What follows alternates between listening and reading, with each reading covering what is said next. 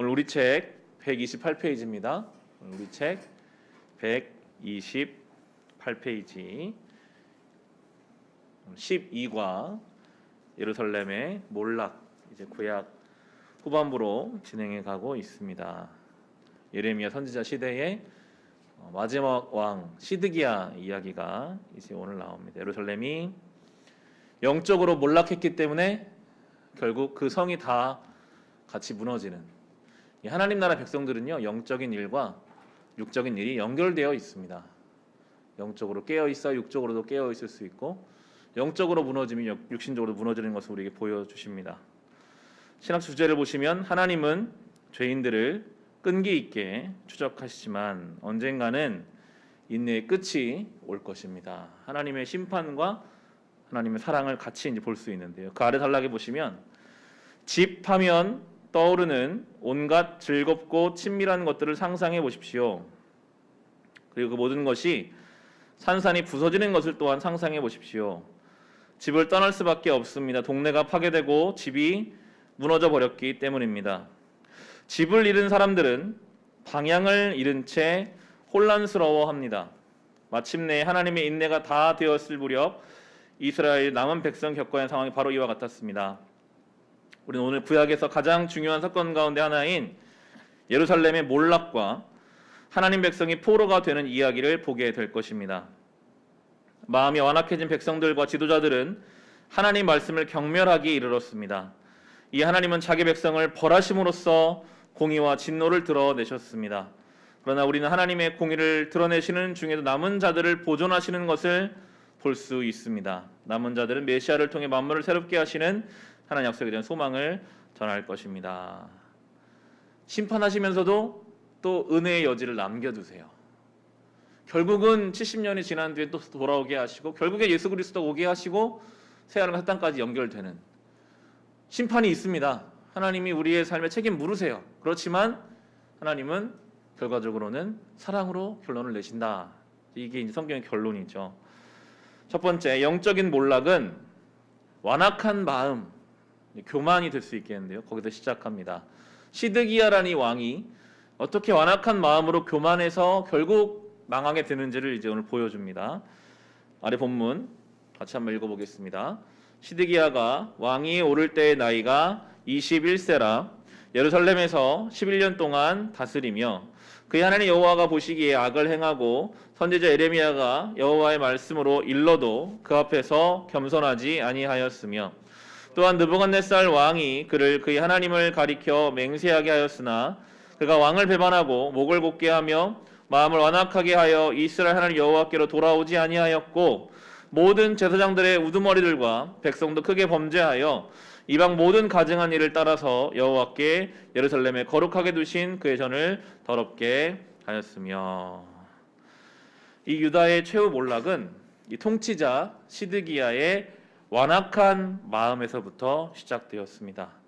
여기는 이제 모든 이스라엘 백성까지 다 포함되어 있는데, 본문을 보면 시드기야가 그렇게 행동한 이유는 어떤 민족적 자부심이나 독립을 위한 열망이 아니라 그저 그 완악한 마음에 나오는 대로 행동했을 때 점점 죄를 향해 나아가죠. 그런 생각 해봤어요. 졸음운전이 얼마나 위험한가. 운전대를 잡고 있는데 졸리다고 그냥 자버리면 죽음의 운전을 하는 거죠. 시드기야는 지금 그런 상황이었습니다. 죄의 졸음이 온다고 해서 그냥 그 졸음에 빠져버리면 내 인생의 자동차가 완전히 사망의 운전을 하는 것뿐만 아니라 같이 타고 있는 사람들까지도 영향을 주게 되는 거거든요. 성경은 말합니다. 깨어있어라. 깨어있어라. 우리는 죄성이 있어서 깨어있으려고 노력하지 않으면요, 죄의 졸음에 빠져버릴 수밖에 없습니다. 시드기야가 오늘 그걸 잘 우리에게 보여줄 텐데요. 중요한 우리 그 아래 보시면 모든 영적인 몰락은 갑자기 일어나지 않아요. 점진적으로 진행됩니다. 항상 우리의 지금 신앙 상태가 위쪽으로 올라가고 있는지, 아주 미세하더라도 좀 올라가고 있는지, 아니면 떨어지고 있는지를 잘 봐야 합니다. 왜냐하면 이게 점점 가고, 처음에는 별로 차이가 안 나는데 이 시간이 가면 갈수록 굉장한 차이가 나타납니다. 보통 우상향인지 우하향인지를 잘 봐야 됩니다. 우리가 지금 좀 올라가고 있는가, 아니면 내려가고 있는가. 그 첫 단계는 마음이 하나님의 뜻에 대해 완악해지는 것입니다. 시드기야의 마음이 완악해지는 것에서 우리의 주의를 환기시키는 몇 가지 경고 신호를 볼 수 있습니다. 이것은 하나님의 뜻에 완악해져 갈 수 있는 우리 마음의 경계태세를 갖게 합니다. 마음이 완악해졌다라는 확실한 신호는 교만입니다. 몇 장 계속 교만을 생각하게 하시더라고요. 교만. 하나님이 보실 때 우리의 마음에 빨간 신호가 들어오는 것은 교만입니다. 교만. 우리는 본문에서 통제력을 잃은 시드기야의 교만을 볼 수 있습니다. 우리는 시드기야가 어떤 상황에 처해 있는지 알 수 있습니다. 시드기야가 결코 좋은 상황이 아니었거든요. 바벨론이 세운 꼭두각시 왕에 불과했어요. 그의 군대는 바벨론은 말할 것도 없고 이집트에 맞서기에도 턱없이 부족했습니다. 이와 같은 명백한 사실에도 불구하고 그의 교만한 마음이 완악해지기 시작한 사람에게 너무나 해로울 수 있는 거짓말을 속삭였습니다. 나에게는 그런 일이 일어날 리 없어. 하나님이 나를 버리실 리가 없어. 예루살렘이 내 대에 망할 리가 없어. 끊임없이 자기 나름대로 생각을 하는데 이미 하나님의 역사는 이루어져 가고 있거든요.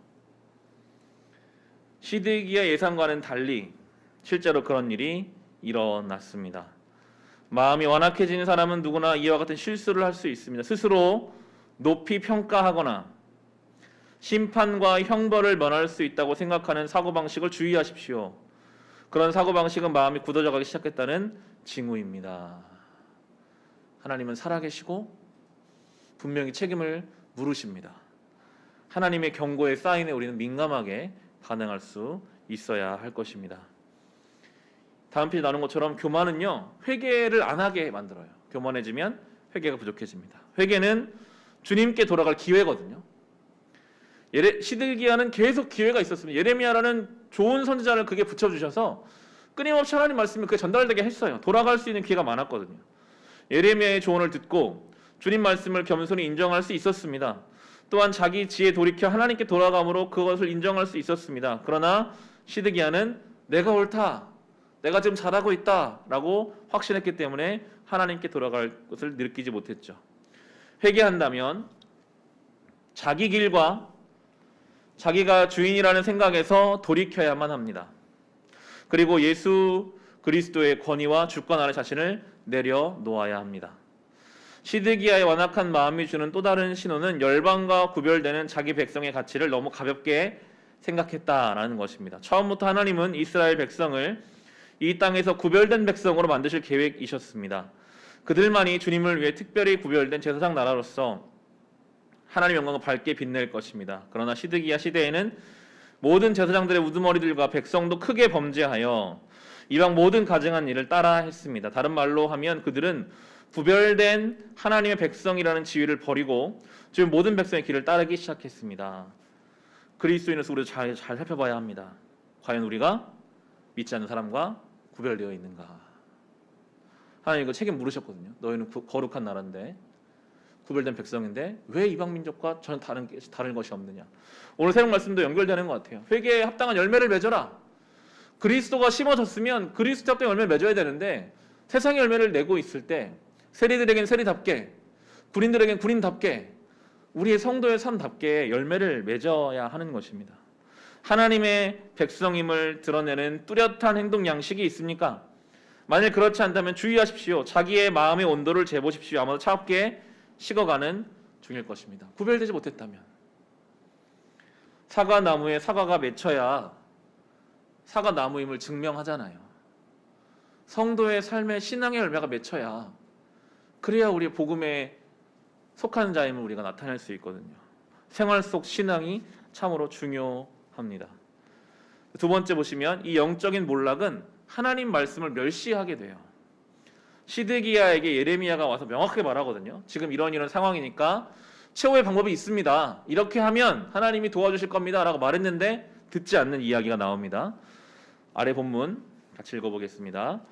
시드기야 왕이 사람을 보내어 선지자 예레미야를 여호와의 성전 셋째 문으로 데려오게 하고 왕이 예레미야에게 이르되 내가 내게 한 가지 일을 물으리니 한마디도 내게 숨기지 말라.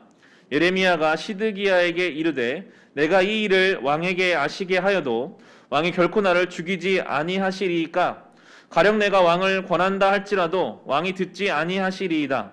시드기야 왕이 비밀이 예레미야에게 맹세하여 이르되 우리에게 이 영혼을 지으신 여호와께서 살아계심을 두고 맹세하노니 내가 너를 죽이지도 아니하겠으며 내 생명을 찾는 그 사람들의 손에 넘기지도 아니하리라 하는지라.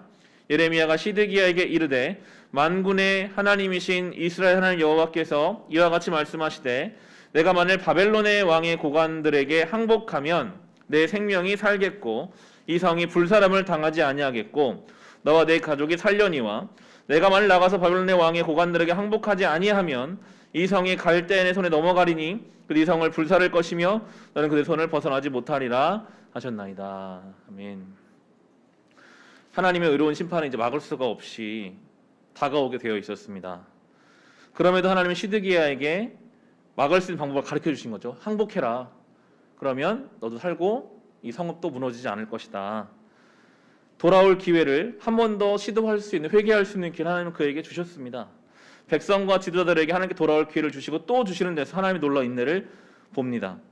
그러면서도 본문에 드러난 하나님의 또 다른 특성, 곧 절대적인 정직함을 봅니다. 하나님 말씀을 통해 우리에게 진실을 들려주실 것입니다. 듣고 싶어 하지 않아도 진실을 말씀해 주실 것입니다. 하나님의 정직은 우리에게 자비입니다. 왜냐하면 우리에게는 자기 기만이라는 성향이 있기 때문입니다. 우리 안에서 역사하시는 성령님이 없이는 자기 마음을 신뢰할 수 없습니다. 시드기야는 받아들이고 싶지 않았어요. 망할 거고 항복할 거라는 걸 받아들이고 싶지 않아. 잘 될 거야, 괜찮을 거야. 이미 하나님의 심판이 목전까지 왔는데 하나님 말씀하시는데 끊임없이 자기 스스로 속여요. 아니야, 괜찮을 거야. 우리가 때로 오랜만에 치과 검진을 받으러 가면 두려움이 생기잖아요. 아이고, 이거 얼마나 많이 상했을까. 때로 건강검진을 갈 때 그런 마음이 생깁니다. 근데 두려워도 우리가 아는 것처럼 아픈 게 드러나야지, 빨리빨리 드러나야지 이게 치료가 되는 것이거든요. 우리에게 정말 필요한 부분들을 하나님 우리가 듣기 싫어도 불편해도 오늘 예레미야를 보내서 말씀하신 것처럼 우리에게 지적해 주실 때 거기에 순종하고 거기에 반응하는 것이 오히려 우리를 살게 하는 것이죠. 세례 요한도 강하게 말합니다. 이 독사의 자식들아, 강력하게 이야기해서 회개를 촉구하는 거거든요. 오늘날 하나님 말씀을 들어 나아갈 때 하나님 무슨 말씀을 하실지 것 같다고 알 것 같다고 여기서는 안 됩니다. 오히려 눈 가리기를 하고 왔다고 여겨야 합니다. 자기 느낌, 자기 짐작, 자기 의견 등으로 눈이 가려졌으니 진실을 보게 해달라고 하는 겸손히 청해야 합니다. 아무리 마음이 불편해도 거짓보다 진실이 낫기 때문입니다. 어찌할꼬 내가 십자가에 못 박은 그 예수님이 그리스도이셨구나. 그거를 인정할 때 교회가 되거든요. 우리의 삶의 잘못을 하나님이 지적하셨을 때 그것을 우리가 받아들일 수 있어야. 지난 주일에 엘리와 그 아들들은 받아들이지를 못했어요. 다 한날에 막 죽고 멸망으로 길로 빠져나가거든요. 시드기야는 예레미야에게 처음에는 숨김없이 말하라 명령했습니다. 예레미야는 그대로 하나님의 말씀을 전했죠. 이때 예레미야는 시드기야에게 위로보다 잘 될 겁니다. 괜찮을 겁니다. 그럼 위로보다 더 좋은 선물을 주었죠. 바로 정직한 말을 전한 것입니다. 예레미야에게 시드에게 그랬던 것처럼 우리도 교회에서 서로에게 하나님의 진리를 일깨워주는 것으로 서로를 섬길 수 있습니다. 그냥 위로에 덮는 말이 아니라 필요하다면 하나님의 뜻을 명확하게 전하는 것. 하나님은 은혜 가운데 자기 기만이라는 질병을 치료할 약을 우리에게 주셨으면 바로 말씀에 기초한 교회라는 약입니다. 세상에서 아무리 우리를 속이려고 들고 나 스스로 나를 속이려고 들어도 말씀에 기초한 교회 공동체는 예레미야가 시드기야에게 말한 것처럼 그거 아닙니다. 지금 이렇게 회개해야 합니다라고 말해줄 수 있다는 거죠. 교회는 서로 친밀한 관계를 맺고 살아가는 곳입니다. 그래서 실제로 서로에게 다가가 선하면서도 냉엄한 진실을 말할 수 있습니다. 그런 의미의 잠언 27장 6절 말씀은 지당합니다.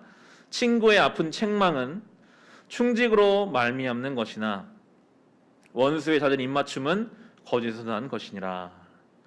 그렇다면 누가 진정한 친구인지 어떻게 알 수 있겠습니까? 어떻게 하면 거품을 걷어내고 신뢰할 만한 사람을 알아볼 수 있을까요? 삶에서 거리낌 없이 정직하게 대하는 사람을 찾아야 합니다. 정직하기 힘든 때조차도 그럴 수 있는 사람 말입니다. 예레미야는 목숨 걸고 말한 거예요. 저 왕이 내가 말하면 안 들을 거고 나를 죽일 수도 있다는 걸 알면서도 사랑하는 마음으로 이야기하는 거죠.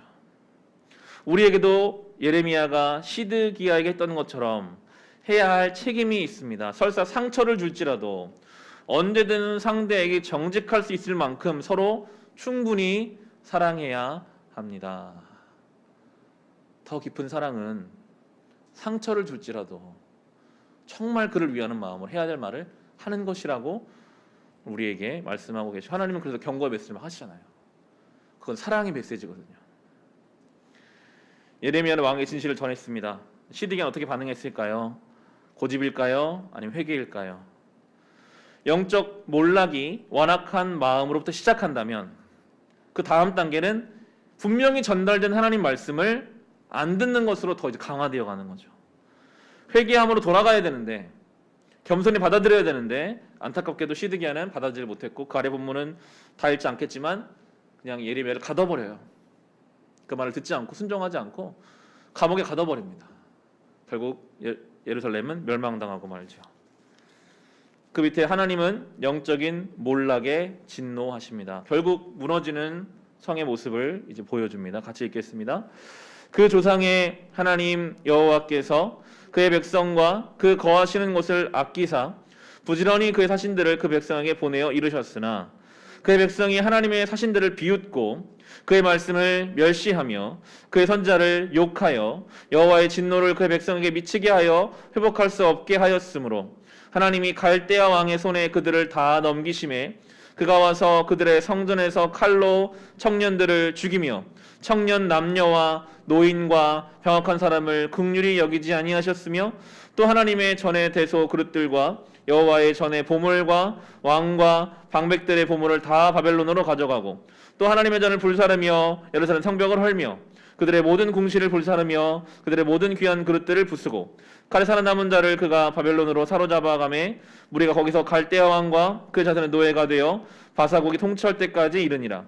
이 토지가 황폐하여 땅이 안식년을 누림같이 안식하여 70년을 지냈으니 여호와께서 예레미야 입으로 하신 말씀이 이루어졌더라. 아멘. 영적인 몰락이 이미 한참 전에 영적으로 몰락했고 결국 하나님이 이스라엘 성을 완전 무너뜨리시는 삶의 몰락까지도 연결되고 있습니다. 하지만 예레미야의 눈물은 하나님이 심판 내리길 기뻐하지 않으신다라는 사실을 상기시켜 줍니다. 하나님은 회개하고 돌아오기를 원하시고 계속 기다리셨어요. 계속 선자를 보내고 또 보내서 너희 회개해라. 망할 것이다. 심판이 있을 것이다. 어쩌면요. 오늘 우리들 계속 말씀하고 계실지도 모르겠습니다. 회개해라. 그만해라. 너의 삶에 큰 어려움이 있을 거다. 하나님이 기다려주실 때 우리 주님 앞에 돌아가야 하는 것입니다. 유대 백성들은요. 이렇게 될지는 몰랐어요. 정말 설마 성전이 무너질까? 설마 하나님 지켜주시는데 우리가 포로로 끌려갈까? 유대 백성은 종말이 오리라고는 꿈에도 생각하지 못했습니다. 하루하루 그냥 삶이 평소처럼 흘러갔기 때문입니다. 하나님의 심판에 대해 끊임없이 경고하던 선자의 목소리가 희미해졌기 때문에 또 그런 얘기 들었나 보다. 그냥 그러고 있었던 거예요. 이처럼 베드로의 시대 사람들도 자기들 삶의 사는 심판의 증거를 보지 못했습니다. 언제든지 오늘날도 마찬가지입니다. 그리스도인들은 새하늘과 새 땅이 열리는 새 왕국의 도래를 예고합니다. 마침내 종말이 오리라고 경고하며 예수님이 반드시 오신다라는 관점에 살아갑니다. 그러나 상황적 증거에 근거해 하나님이 계시지 않다고 주장하며 공의로 땅을 심판하신다는 거대한 게 존재 않다고 주장하는 사람들이 있습니다. 하나님이 어디 있어? 종말이 어디 있어? 그냥 사는 거지. 교회 안에도 성도들의 마음에도 그런 논리들이 침투해오고 있죠. 하지만 하나님 심판은 분명히 임했습니다. 이게 예표거든요. 하나님의 심판이 임한다. 말씀이 분명히 1.1획도 어긋나지 않고 이루어진다. 예루살렘 성을 무너뜨리시면서 우리가 그것을 보여주고 계시죠. 이 세상에 어떤 것도 다 시작이 있고 끝이 있잖아요. 시작되면 끝을 향해 갑니다. 모든 생물이 다 그래요. 그게 우리에게 이미 알려주고 있어요. 시작이 있고 끝이 있다. 모든 만물을 통해 그렇게 보여주고 계세요. 우리 모두가 다 그것을 알고 있으면서도 인정하지 않는 거죠. 그러나 분명히 끝과 심판은 있다라는 것을 우리는 기억해야 할 것입니다. 결론입니다. 오늘 하나님이 자기 백성에게 인내하시며 그들이 회개하도록 끈질기게 부르시는 모습을 살펴봤습니다. 또한 왜 하나님의 인내를 무관심으로 착각해서는 안 되는 줄 알아봤습니다. 일상생활에서는 하나님의 말씀이 계시하신 진리, 즉 장차 심판의 날이 올 것이니 준비해야 한다는 진리가 잘 와닿지가 않아요. 당장 오늘 해야 될 일들이 있잖아요. 그 종말의 날이 우리에게 크게 와닿지 않을 수가 있습니다. 유다 왕국에 예언된 심판이 임하기까지 오랜 시간이 걸린 것처럼 우리는 다시 예수님을 오래 기다려야 할지도 모릅니다.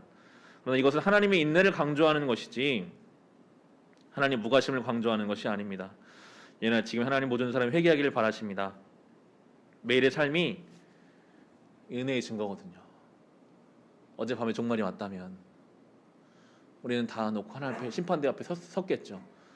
하루를 더 주시는 이유는 믿지 않고 돌아킬 사람들을 위한 하나님의 인내의 날로 우리는 선물로 봐야 합니다. 한 사람이라도 더 예수의 복음을 듣고 믿어서 장차 있을 진노를 피해 예수님께 피신할 기회를 주신 날이 오늘이기 때문이죠. 이 날은 그런 날입니다. 그리스도와 연결입니다. 하나님은 자기 백성의 죄를 의로 심판하셨습니다. 여전히 신실하셔서 다윗의 약속을 지키셨죠. 남은 자를 보존하고 왕을 세우시겠다. 예수님을 이 땅에 오게 하십니다. 바벨론으로 인해 예루살렘 성이 무너졌지만 또 무너진 게 은혜였어요.